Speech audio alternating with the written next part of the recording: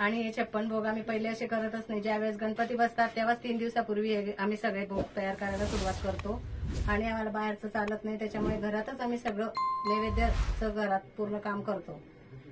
3-4 दिवसाआधीच, याच्या आधी आम्ही काहीच करू शकत नाही.